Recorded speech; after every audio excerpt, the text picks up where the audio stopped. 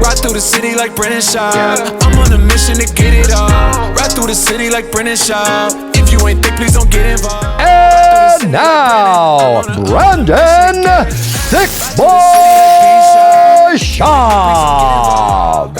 So Trump's team, apparently the card's done, and we're supposed to start getting announcements. Here's my takeaway with this stuff. So Ari Emanuel also said, I think he says it's going to be 5 to 6 fights total. 5 to 6 fights total. He may even said 5 to 7, but let's say 5 to 6. So when I hear that, I'm like, oh, it's going to be all title fights. That means I bet every fight's 5 rounds. Interesting. Yeah, because you're not, and then also because it's at the White House with the security, with everything going on, they're not going to have a 15 fight card like usual, like a UFC fight night or one of the numbered cards. Mm-hmm. So when I hear it's, 6 to 7 fights, it's like, oh, everything's going to be title fights because that's 20. Because in their mind, like, all right, worst case, if it goes 25 minutes, we also can't rent this place out like it's T-Mobile. Like the security, it's not happening. Yeah. So when CIA I heard, think about the cost. It's just security. Snipers alone. On the rooftop. Yeah. Like we can't have. We're not doing this for the prelim guys. No. Like we're not doing that. Oh, so you don't think there would be prelims? There's no prelims. It's really? You're just going to get a main card. That's sick. 6 fight main card. That's why I think it's going to be all big names. Yeah, there are probably 6 to 7 fights. So it's all, you're just going to get a straight main card on CBS. It's going to be lit from the jump. When I hear that too, and we see some rumblings. I know it's in one of the current events like GSP, right? And Nate Diaz and Conor and Jon. So when I hear 6, 7 fights, all main card, the UFC staff and people and Trump, they're not hardcores. Like they don't care about certain fighters and the prospects. So what I think is going to happen, in Dana's words, like this is going to be the best fight card ever. Best fight card ever for the casuals. I think this card, it's going to get announced. There's going to be some fights on there that we love. People that follow UFC that are hardcore into it, like the guys that we're going to love certain fights. But then some of these fights, you're going to look at them like, what?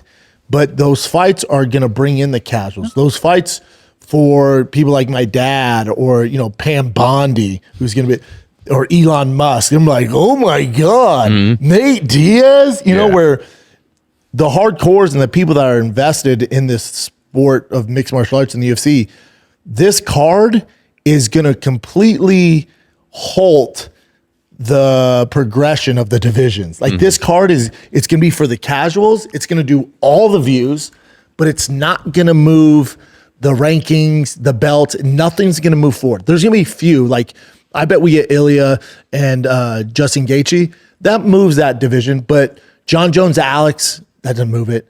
Nate Diaz, Conor, what are we doing? What? So there's going to be certain fights on there. Let's say GSP comes back, which is not happening, but let's say he does. That's not moving forward. It's not moving the sport forward. What it does, though, is my dad goes, oh my God, you see GSP's fighting Chuck Norris? Like some bullshit like that. Yeah. You see Steven Seagal versus Arnold Schwarzenegger. Like it's for the mainstream, they're TMZ's like, oh my God, greatest car ever. The actual UFC hardcore fan base can go, what the fuck is this?